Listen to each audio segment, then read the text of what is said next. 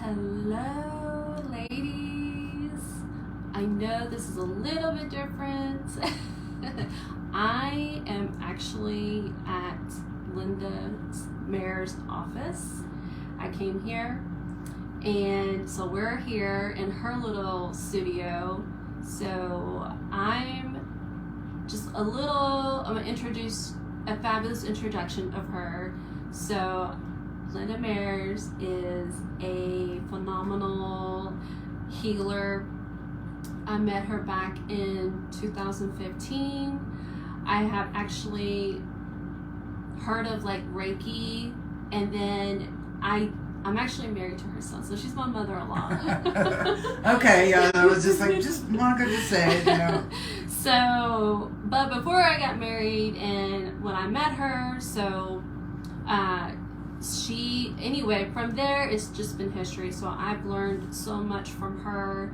I call her the queen of, I had the word in my head, but I call her the queen of healing here in Oklahoma.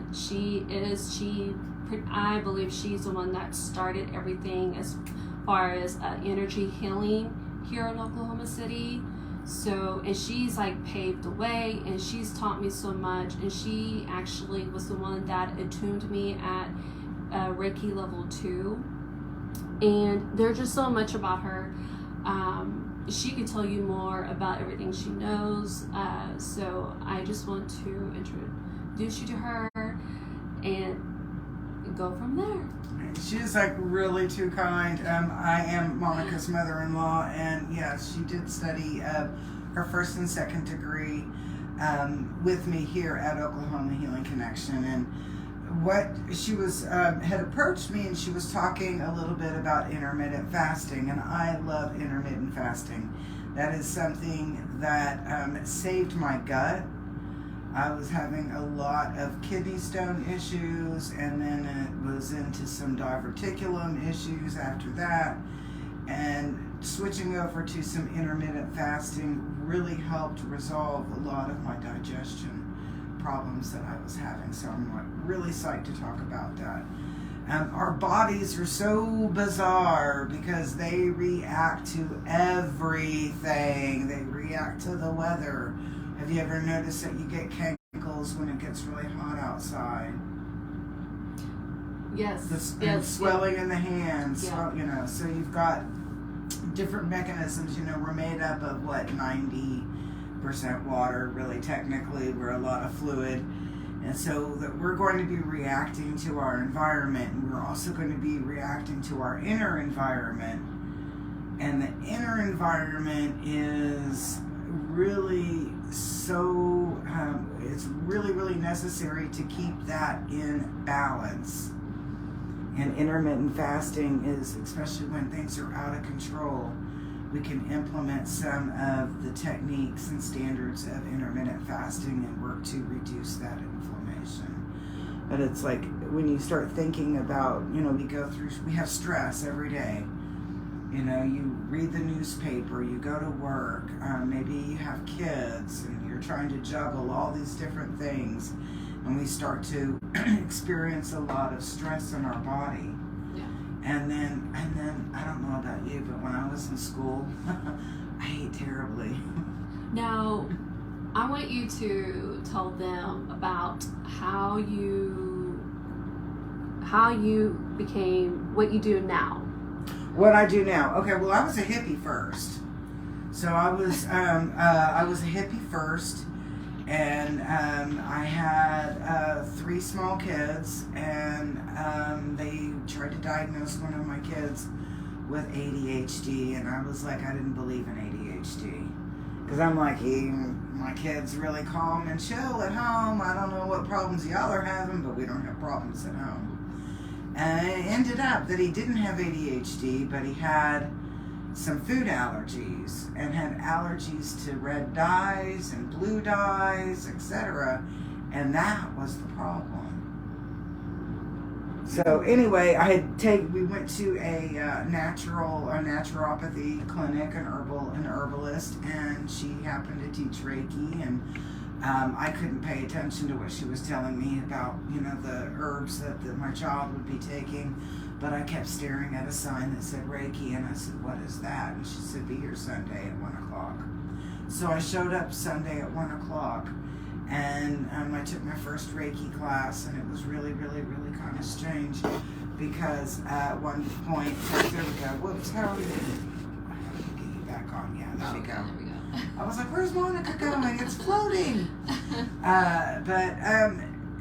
So I took my first class, and then a couple of months later, I took my second class, and then a couple of months later, I took my third class, which I don't recommend people doing it like that.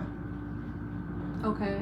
I do not recommend that. I recommend you take the first class and you practice the first class stuff for a good 6 months, and then you take the next class and you practice that level for a good year, and then you go in and get your master. People have a habit of getting their Reiki master, and they're like, I'm a Reiki master, but they can't answer any Reiki questions. And I'm like, you're not a Reiki master if you don't have at least know where to get that information from. So that was kind of what happened, and then some things happened in my life, and I had to go back to college. And at that time, I needed like a job that paid well. I had originally went to school for anthropology. I know. People are like, seriously? And I'm like, yeah. Anthropology and archaeology. So I ended up going to nursing school. And I was in healthcare for probably about like 20-ish years, somewhere in there. And then one day, I decided I didn't want to be a nurse anymore, so I went and started teaching at a college. And then after about 6 years, I was like, I don't want to teach anymore. I don't want to be, do this anymore. And at that point, this had always been like my side hustle. So in 2012, I opened up my first full-time office, and it was in this location. Yeah. And I started out doing just Reiki. I was like, I'm really dang good at Reiki. And then as I was studied and learned more things and felt comfortable doing more things, I expanded out. So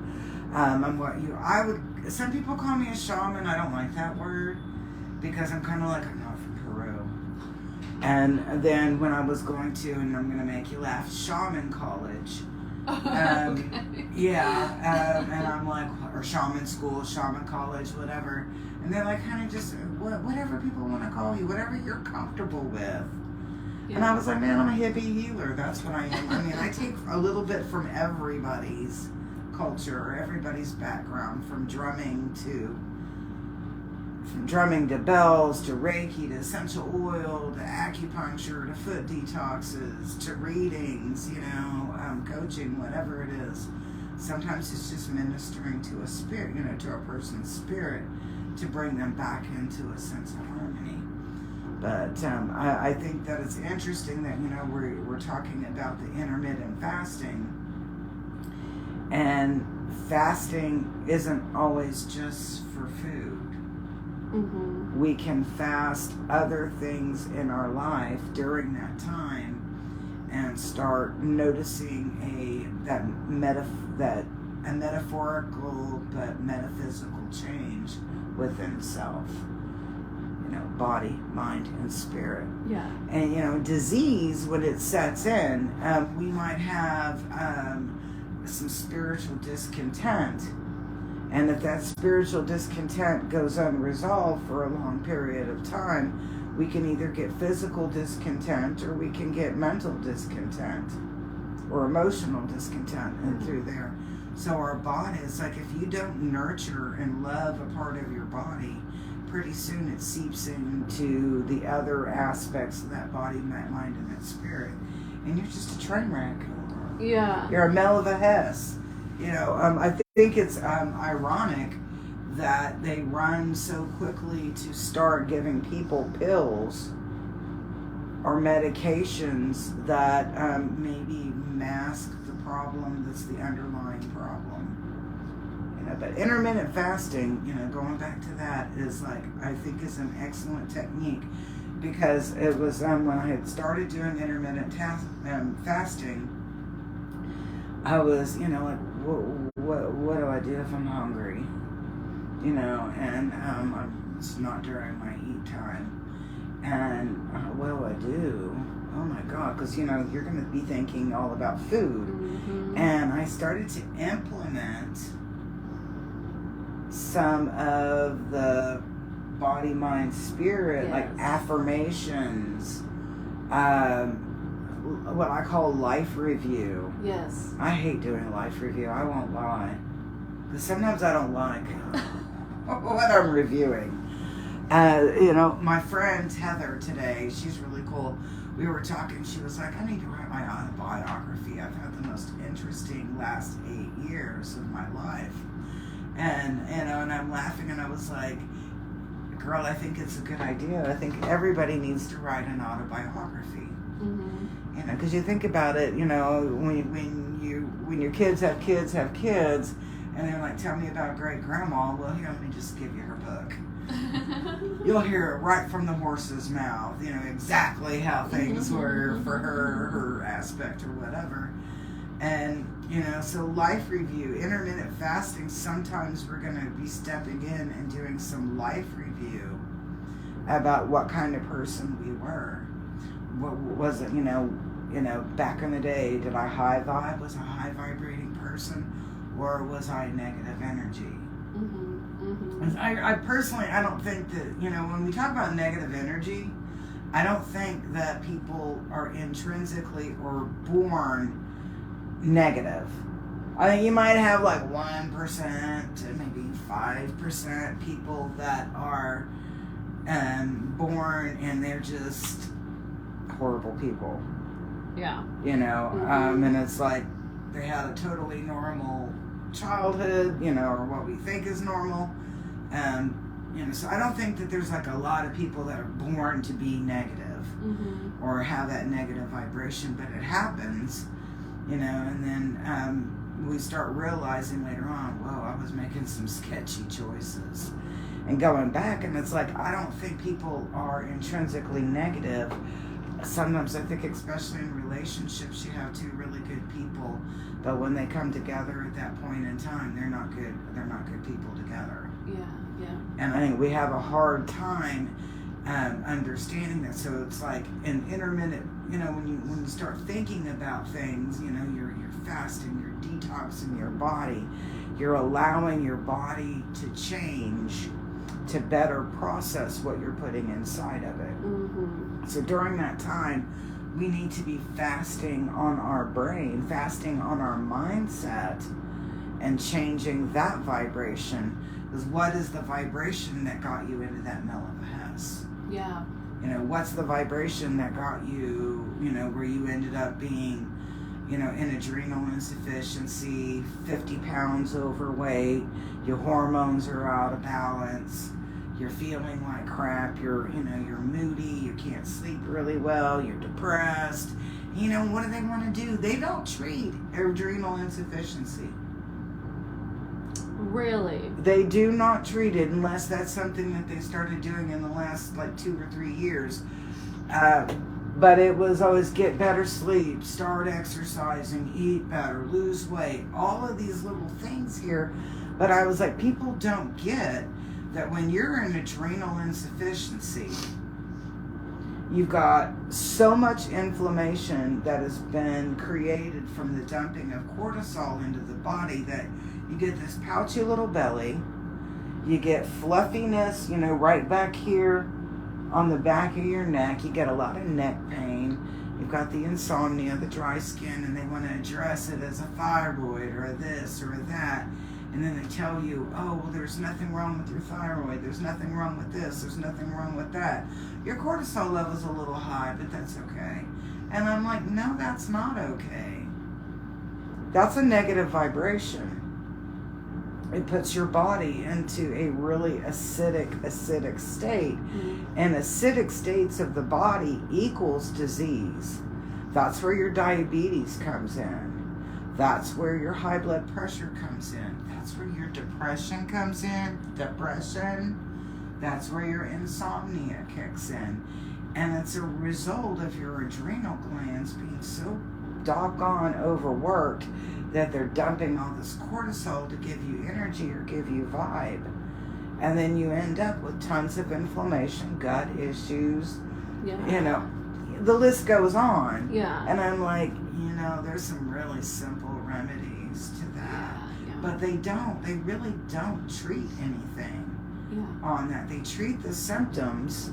So for your insomnia, here's some Lunesta or Ambien. For your dry skin, get that real fancy uricin cream. For you know, for your energy level, go do some Red Bulls. You know, I don't know if my doctor would say, you know, go do Red Bull, but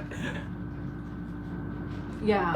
What also, I believe, so there is this talk about maybe for somebody, they are very, they come from a religious background. So when they hear the word maybe Reiki or spiritual, and they'll probably think, oh my gosh, like, no, like, that's like, so believe me, like, I was there, and in fact, I'm a believer. I am a Christian. You are too. Oh yeah, I'm okay. like I'm technically a foot washing Christian on there. So it's whenever I met you, and when I first heard the word Reiki, I was like, oh, I don't know about that, because I came from a very strong religious background, but I knew there was something more to healing, because I had just gotten out of a healing phase of my life, and then that's when I met her and then my husband. So she met him first. Yeah, I met him first, and that's another funny story. Yeah, and so anyway, she was the one that taught me and told me, like, well, no, it's not, you know, you're not, what's the word I'm looking for? I'm not selling my soul, is what. Yeah, no, you're not selling your soul. You're agreeing, you know, you're agreeing to be a conduit of healing, to allow it to come through you. But let's go back to scripture, because 1 Corinthians 4:12 talks about the gifts of the Holy Spirit. And the gifts of the Holy Spirit are prophecy and discernment and healing. Yeah. And Christ himself was teaching all of his apostles, or his disciples. There was 12. Then he had another 108 students, making 120 students that were learning all of these gifts of the Spirit, and how to be a healer, how to heal, how to allow the love of God, the work of God, to come through you. And I'm just a divine instrument. And so it's like, people will say, you did the best healing, and I'm like, honey, it wasn't me, it was Big G. I'm just his girl, you know, I'm his wench, you know, whatever you want to call it. But people have a misunderstanding of what Reiki is, okay? Like, so think of like karate or judo. Well, then also oracle readings. And Because oracle I was reading. scared to do oracle readings at first, and then she explained to me, like, no, I'm not going to sell my soul that way either. No, and it's like people, and it's kind of like, if I allow myself to be a conduit, then that means that universal life force, which is Reiki, what Reiki means, is that I am able to connect into that vibration and allow that vibration to flow through me to whoever is going to receive it. I cannot give Reiki or share that healing with somebody that chooses not to receive that. That's cool. I always have a plan B, always. Again, people misunderstand. It's a technique, just like judo, karate are different forms of martial arts. This is just a technique. And when you go back and you read what Master Mikao Usui wrote and taught about Reiki, you'll see that it has nothing to do with religion. Yeah. You know, the only concept of it is there's something greater than you, and you connect in with that vibration, and you know, and we just happen to call it God. Now, when Mrs. Takata brought Reiki over into the Western world, that's where all the Buddhism and the Hinduism and this and then that, you know, and the chakras and spirit guides and etc. all came into that. And I'm not knocking that, but you know, because I think I was probably there when I first started practicing Reiki, Monica. But once I was a practicing healthcare provider, my perspective of it changed completely. And I'm working in an ICU, and I am not as smart as everybody else when it came to the technical stuff, but I had a heck of a good bedside manner. Mm-hmm. And every one of my patients, you got Reiki. And if your higher self didn't want that Reiki, I'm doing Reiki on me because I'm going to keep you alive. That was my goal every day. And they would say, her patients never code. No, baby, they don't, because I'm doing Reiki. Her patients, I've discharged patients home to their house, not to Jesus, from the ICU. Mm. And I believe it was the Reiki, that technique of connecting in with that energy and being able to connect in with somebody else and go, this is what's going on. Mm-hmm. Mm-hmm. What I learned in all of this, Monica, is that 90% of our illnesses are created by our emotions or our spirit. Yeah. So that's where the spiritual aspect comes from it, you know. And I laugh because people will say, well, you know, and I'm like, people have spiritual experiences all the time. Yeah. You know, you can be driving down the road and be boo-hooing, and you see this big, beautiful butterfly lands on your car hood or whatever, and you're like, oh my gosh, you know, that's a spiritual moment. Yeah. You know, the first time your kid tries chocolate, that is a spiritual moment. Believe it or not. I mean, because they're like, oh my God, I think I just saw God. Yes, you did. In the form of chocolate. Oh my gosh. But, you know, so it's like, so when people talk about that, I'm kind of like, yeah, I get it. Because some people do have that focus of, I'm going to channel my spirit guides. I'm not making fun of you. I am not making fun of that, because that's just the way some people practice. For me, it was, let's talk about your vibration. Mm-hmm, mm-hmm. And you know, because we're all energy, and if your energy is a low vibration, you're like a dull roar, like a kind of sound. And then when you raise up that vibration, it goes into well, not that one, but you know, your vibration rises, and you know, you glow. People will have a glow to them. Yeah. And they're like, oh my gosh, she lights up the room, honey. She's a high viber. She's high vibing. Yeah. Yeah. You know, she's got a lot of vibration. She's got a lot of positive energy with her, and I bet you her health issues are like this, nothing. Yeah. You know, so there is a lot to, you know, energy. We're all energy. We're just in this form here. We're really, really dense. Mm-hmm. And then when this part ends, you know, we're back to that light, floaty vibration. Mm-hmm. And, you know, moving on to the next adventure in our soul life. But, you know, and I think it's about perspective, Monica, when people are like, oh, that's like the devil or whatever. And I'm going to say something here. There's 3 things that I learned about Reiki. A, if you, the practitioner, are not in a good place, Reiki will not flow. Mm-hmm. If you try to share it to somebody else. Yep. You can give yourself Reiki all day long, because you're supposed to anyway. But you cannot, it will not flow to somebody if you are out of whack. So people that are out of whack doing Reiki really aren't doing Reiki. Mm-hmm. Because you have to have a level of vibration to be able to share that on. God is everywhere. And you're going to find God in everything. Yeah. And then the very same thing, Satan is everywhere.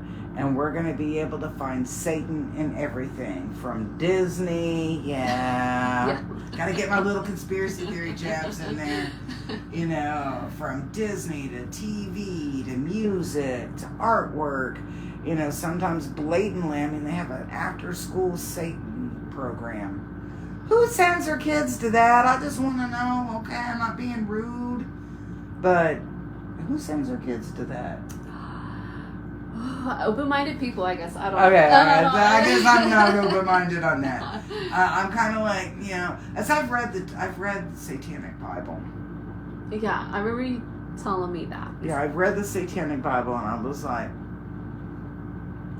okay, and I kind of like set it down. But so, you know, so Reiki won't flow if you're not in a good vibe. God is everywhere. You're going to find God in everything.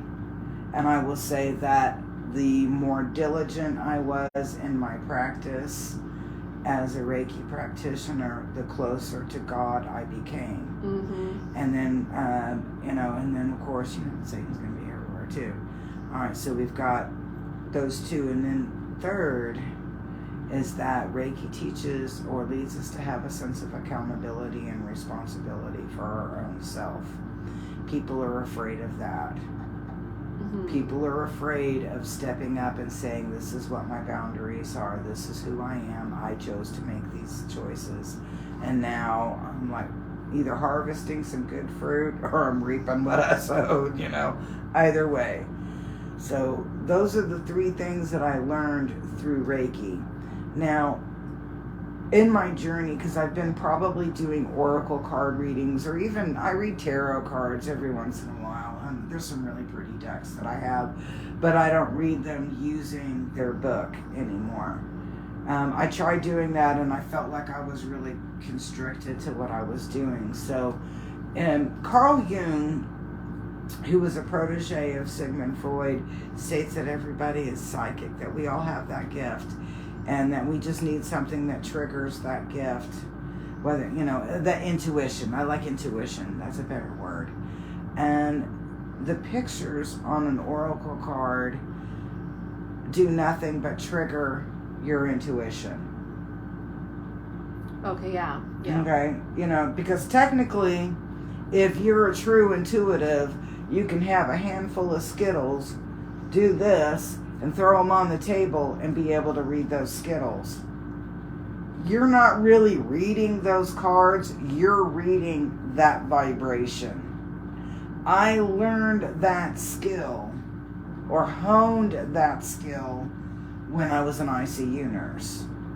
And then when I was a psych nurse, because yes, I did pediatric psych, and you know, people are going to lie to you all the time. And you learn how to read vibration. Mm-hmm. Hey, that's what these cards, like when people talk about oracle cards, you're just reading that vibration. And I remember I was going through a little crisis, and I was like, I'm not going to read anymore. You know, I don't, you know. I was like, everybody's like, what are my spirit guides saying? I don't know what your spirit guides are saying. Shit. You know. And it came to, and so she was like, the cards aren't for you, the cards are for them. And I'm like, oh. And she goes, sometimes we are uncomfortable with people showing us our deficits or our weaknesses. And I'm like, why? I was like, I want you to tell me what my deficit or weakness is, because that's the only way I'm going to fix it, because I don't recognize that. Yeah. And she was like, not everybody's you. And I'm like, okay. And she said, some people need that card to be able to have a tactile or a memory of that conversation that you have about your poor, you know, if that person was having poor choices or whatever was going on in there.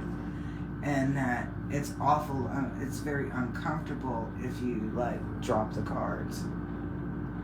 And I was like, really?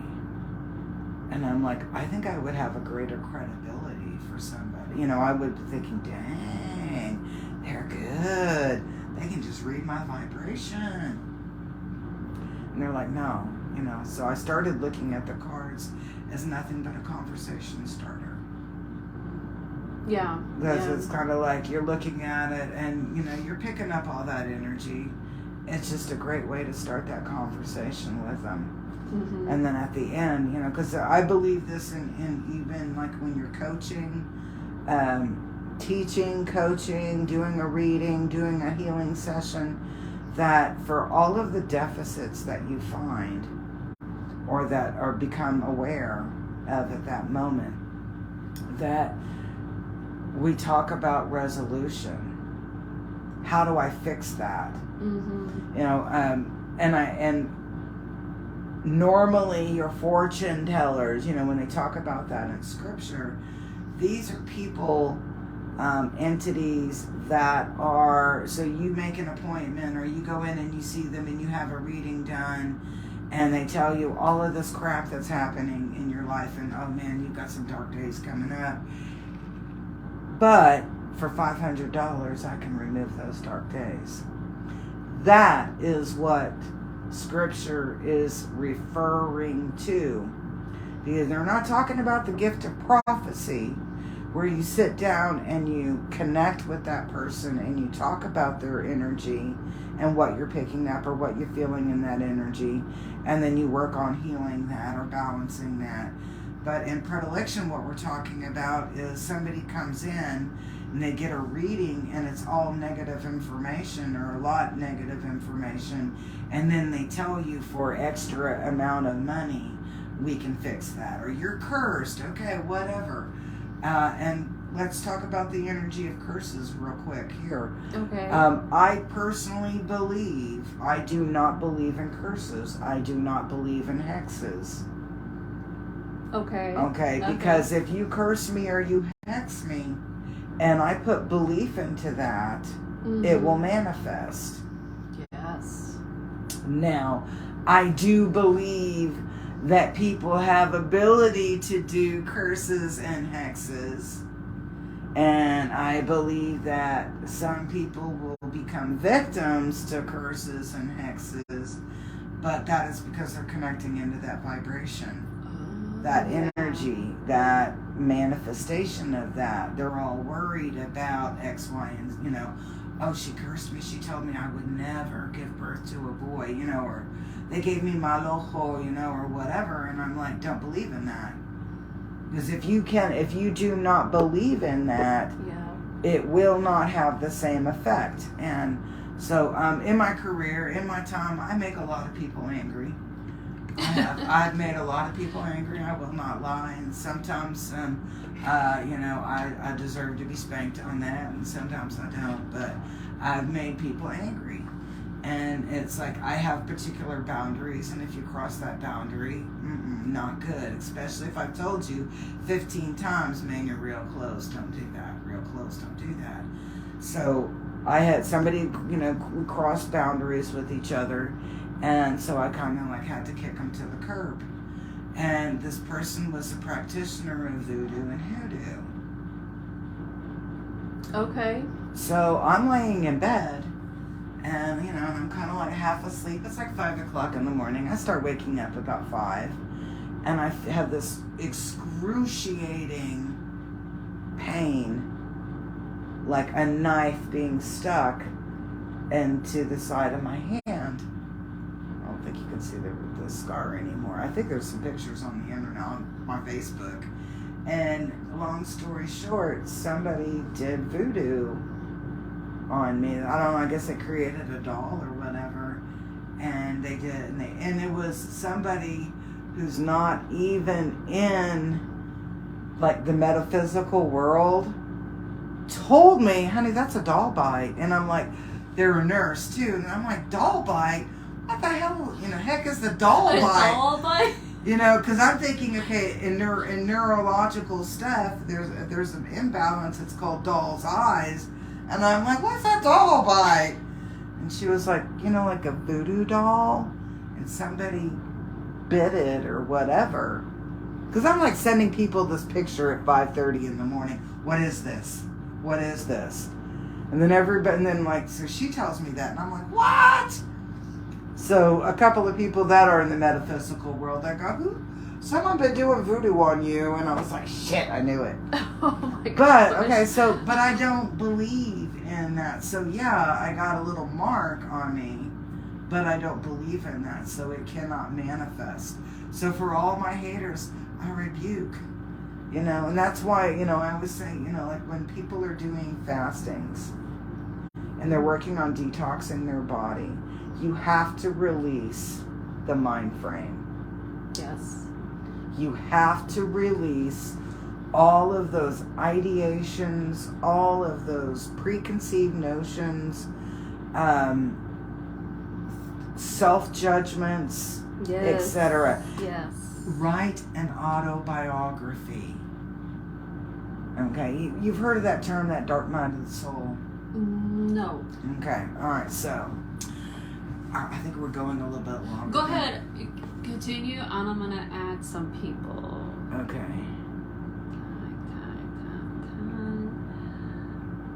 They can still see us. Oh, they can? Okay, Yeah, because I'm yeah. like looking at everybody's name here. Okay. So we have a thing that's called Dark Night of the Soul. And Dark Night of the Soul actually was, the term is coined, and it was from a, I want to say it was like a Franciscan friar, or a monk, but he was a monk from Spain, and he was kind of like doing a life review and got really jacked up in his emotions.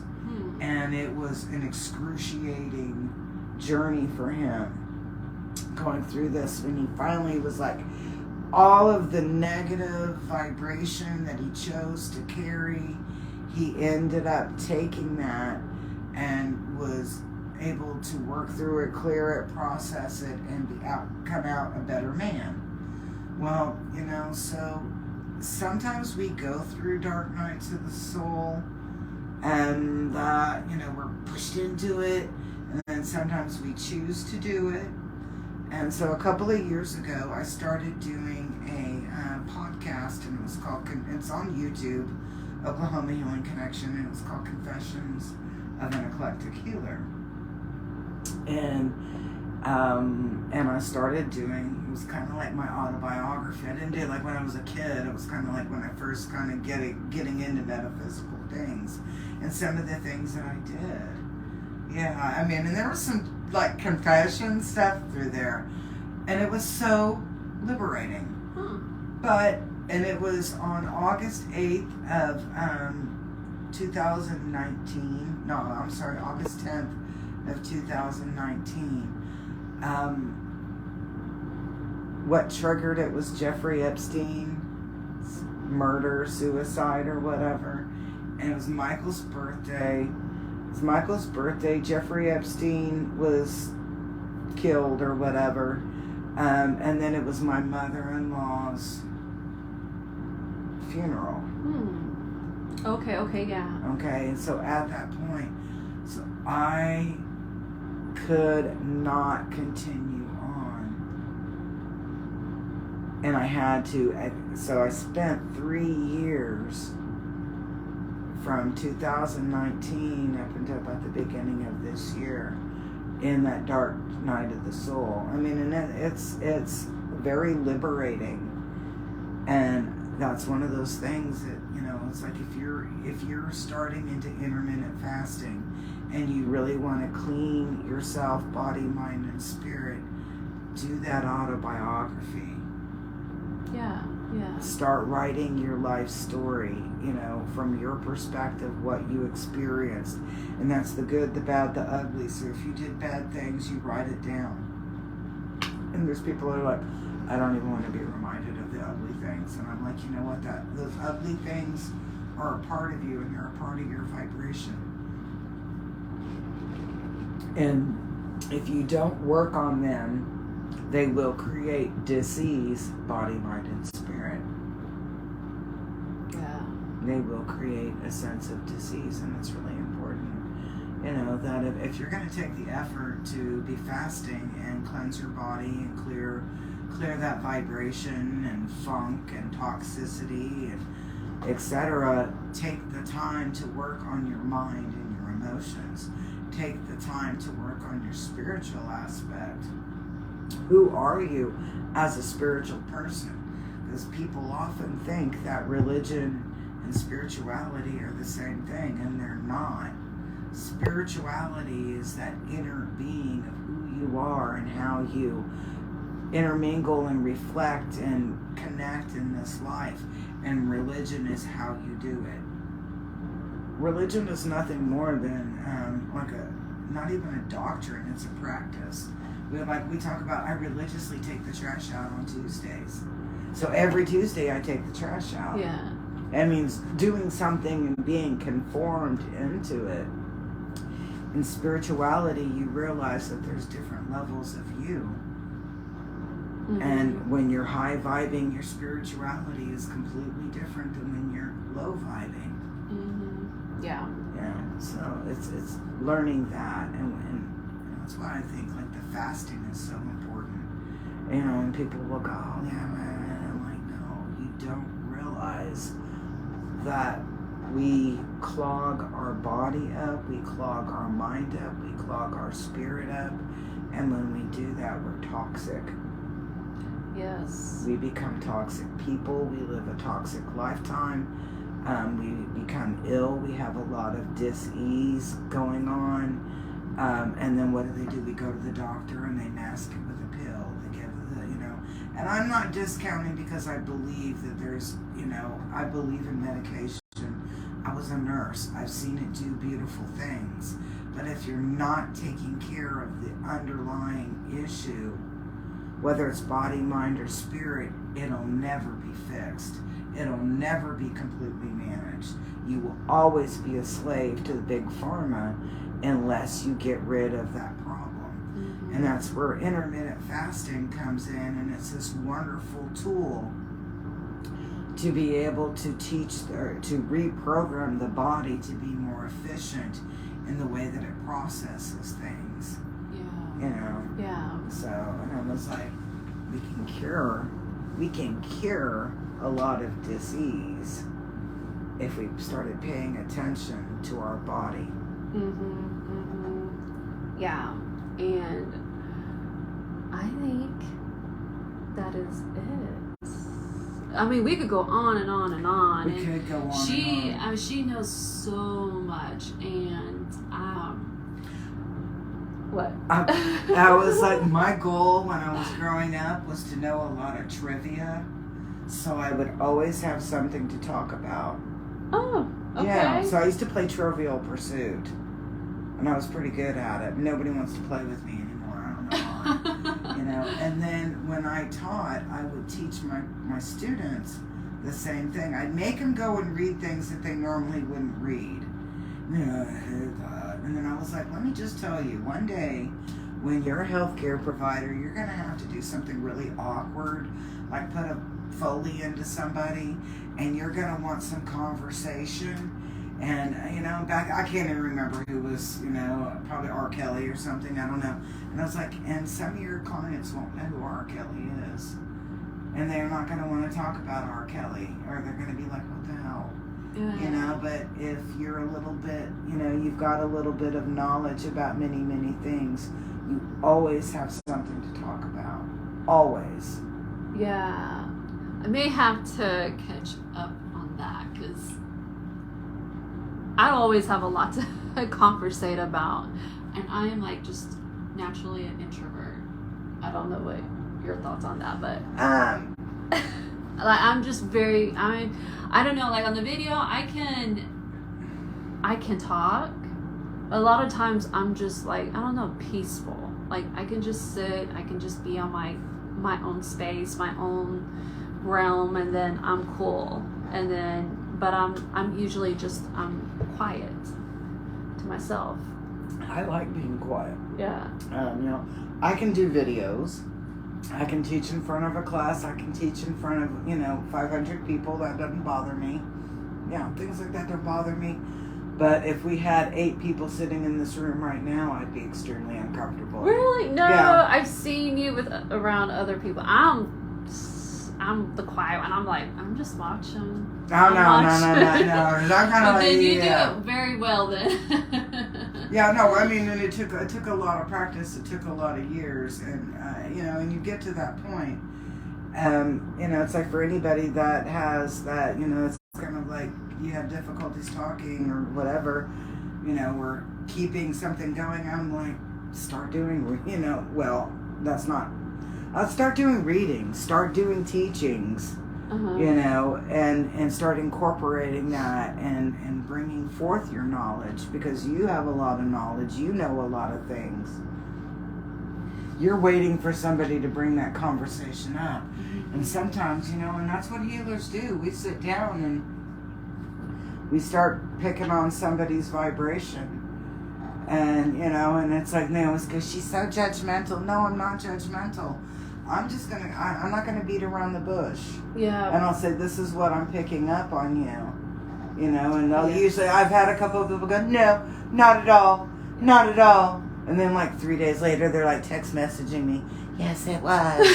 And I'm like, please, come on. I'm used to talking to people on events. Yes. That I've got, on, not dopamine, but on milk of amnesia. I can't even remember the name of it. Propranolol, but the Michael Jackson medicine. Oh, I don't know. Yeah, it was what they OD. That's what they killed them with. Oh. So anyway, but it's like you learn to read vibration, and then to me, I'm kind of like, I want somebody to come up to me and go, I've been reading your vibration, and your vibration is X, Y, and Z, because I don't think that we necessarily have the ability to see when we are out of whack until we are out of whack. Huh. Interesting. I don't think so. I think it's very difficult for us to see that. And so as a healer, and so if you're a reader or you're doing anything within that realm, make sure every good healer, every good therapist is always going to have their mentor or their therapist that they see. And hopefully you see somebody that loves you and cares enough about you to go, hey, you're out of whack. Yeah. Because if they don't, if your support system isn't saying, hey, there's something out of balance here, then they're not doing you any service, and you really can't be who you're authentically supposed to be. Yeah. On that. So, Yeah, and that's why I've mentioned that intermittent fasting is just more, I can talk about strategies. I can talk about, if you hit a plateau and know how to take care of it, but it's just more than physical. You're mentally and spiritually, you gotta be aligned, and that way it flows better. It does. Yes. I mean, because if you were working on your physical self through intermittent fasting, and you're not doing fasting of the mind and emotions and fasting of the spirit and nurturing those, you're not going to be successful. Yeah. You just will not be successful in that at all. Strategies. I just kind of want to ask, has anybody done that like carnivore diet that Joe Rogan did on the intermittent fasting? I don't know. I've heard of the carnivore, but I have not, it's just eating meat, right? Yeah, it's just eating meat and meat products. Okay. Because you can eat meat and meat products. So it was like, and I'm like, well, what about my tomato? And they're like, nope. And I'm like, no tomato? What? I love. And I'm like, no lettuce? Oh my God, Well, okay, And then I was like, no onion? Nope, no onion, no garlic, no garlic. And it was just straight carnivore. And so he was like eating like steak. I wouldn't say 3 times a day because he was doing the fasting. And I want to say he was doing an 18-hour fast. So he was either doing 18 or 24 where he ate like at 6 p.m. every day. He ate at 6 p.m., something like that.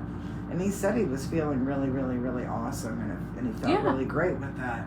And I'm like, I can't do it. I would love to do that, but I'm like, I can't do that. See, I'll be making kidney stones. See, that's where, and I'm also in the intermittent fasting community, and then that's where we all, like, even if I have a question and I've seen other questions, everybody's bodies are different. Mm-hmm. So one way it's not gonna work for somebody else, like as far as eating. Like some people will do well with carbs and fat than somebody doing keto, and for people to keto might do well for them, or actually there have been some that, I mean, it's just different. And then that's where, like, you kind of have to play around, kind of have to experiment what works for you. How does blood types? I don't know about that. I do know, I've heard of, like, there are companies that will do blood testing to see like which diet you would do better with, or what type of food you do better with. Based on your blood type? Yes. Or just, okay. Oh, no, like blood work. Okay. I want to say blood work. Because I'm over here laughing in my head here, Monica. I'm like, girl, we can go on Amazon and buy blood testing kits. I know how to test your blood to know what your blood type is. So I'm over here laughing, and I'm like, because I'm wondering if, depending on your blood type, if different styles of intermittent fasting or different foods that you might choose, because I know that there are foods that I'm a blood type O. Okay. And there's like a lot of foods I'm not supposed to eat because technically I don't have the proteins to process them. Like, I'm really not supposed to eat beef, and I'm like, I love cow, I can't help it, you know. And I'm supposed to eat fish, and I'm like, oh, disgusting. You know. But and then, like, if you were blood type A, you're not supposed to be eating like veal and pork, you know, or just whatever. Yeah. So I'm wondering, you know, that might be something cool for us to do a little research on and talk about at some point, is the blood types effect. Yeah, I've heard like people doing blood work for like what foods, but I've never heard of blood types. I'm just kind of curious. Interesting, yeah. I'm just kind of curious to see if there was something, you know, with, hey, we could, you know, maybe if there's not anything out there, we can do it. Yeah. You know, you never know. Yeah. And, you know, but I think that that's kind of interesting because it's, you know, how are we really identified? And it is, you know, if you think about it, the one way that we can be totally biologically identified is by our DNA. Yes. And our DNA tells so much of a story about how we gain weight or lose weight, or how we process foods, etc. You know, because how much of that is hereditary. So. Yeah. So we are about at an hour. Oh my gosh. I know, it went by so fast. And like, so I admire you, and I've told her that on the online space, I've seen so many so-called, and forgive me if you define yourself as an intuitive healer, but the ones I've seen have always just talked about, that's all they do is readings. They've never talked about any other types of whatever, or energy healing. And my mother-in-law, not because she's my mother-in-law, but she just has a plethora of knowledge, and she's helped me as well with my healing, and I still implement the things that she's taught me. And if there's ever a question, or with my kids, and she's even helped me with my relationships with my kids. So I've always looked up to her like, hey, this is what's going on, what do I do? And she'll tell me what to do. So I believe in homeopathics. My kids never went to the doctor. So it'd be like, oh, you have a headache? Well, here's some Nux Vomica, or here's some Arnica, So it was like, I remember it was like one, I guess she had Giselle, her daughter, my granddaughter, had she's starting to start teething, and then she had this runny nose, and oh my gosh, this kid, I was just like, that poor baby, and I'm like, let's go to the health food store. Let's put these little let's put these little pellets in here, and let's put these little pellets in there, and get them cleared up. Yeah. So, but there's energy healing, vibrational healing, intuitive healing. I believe that everybody has the gift to be able to do that. I believe that. But I also believe that you have to work at it. And I was exceptionally blessed to be a hippie first, and then a nurse, and then a professor. I'm going to be able to take that all into what I do now. And so I teach. I work in helping you heal. Not her, just her, but, you. I'm a facilitator of that, and I don't take credit for it. You do your healing. I just open the door. And I allow that to flow through and teach you how to allow that to flow through. So, but I do consultations. I was going to ask you, consultation. Yeah. What are you offering? Okay. I do Reiki. I do shamanic sessions. Yes, I got a cool drum. I went to shaman school, so So I do shamanic sessions, soul journeys, soul regressions. I do angel healing, one of my favorites. I love doing angel healings. I do aroma touch and raindrop, which is an essential oil work. I do reflexology, cupping is phenomenal during intermittent fasting, by the way. Yeah. I'll probably need to get mine done by you. Yeah. I was like, actually, you need to get a set of cups. Yeah. You will love them. And then of course I do readings, and I do life coaching, wellness coaching, spiritual coaching, which I know that people go, well, she's a Jesus freak. Yes, I am a Jesus freak. Jesus is my man there. I consider myself to be like a bride of Christ. So when I talk about spiritual coaching, I'm not shoving the Bible down your throat. We talk on what your perspective is through there, but I do let people know, because I've had people come in and they go, I hate Christians. Okay, not the place for you. And it's kind of like, I'm not the person for you if you really hate Christians, or the Bible offends you. I'm not going to go and spew Bible verses at somebody, but I believe in everybody needs a foundation, and that's just where my foundation is. So, thank you so much for letting me be on your show. Thank you. And so if they want to have a consultation, you said you're going to provide a link, and I'll put the link in the comments. Okay. OklahomaHealingConnection.com. Okay. And then, I'm doing a house raising. Okay. So, our house here in the city, we're having to move from. It's been a rental house, and I guess they're going to sell my house.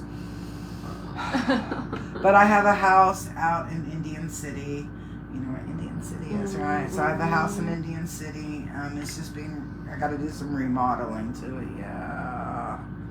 and then I've got to get a place here in the city too. So I'm doing a house raising event. Okay. Or promotion. So on my Venmo or Cash App, I'm offering a little discounted prices for some of my sessions, and they can text me. I never answer phone calls. She will tell you I never answer a phone call. Yeah. And unless it's 3 a.m, and then I'm in a why are you calling me at 3 a.m? It usually means something bad's happened, right? Yeah. But you can text me 405-549-3766, and just tell me you saw me on Monica's show, so that I'll take good care of you. Yeah. I mean, not like I wouldn't take good care of you, but you get the family touch. So, All right. You All won't right. Love you all. Hope you enjoy this, and see you soon. thank you for allowing me to be in your space. Thank you. Thank you for coming on here. Okay.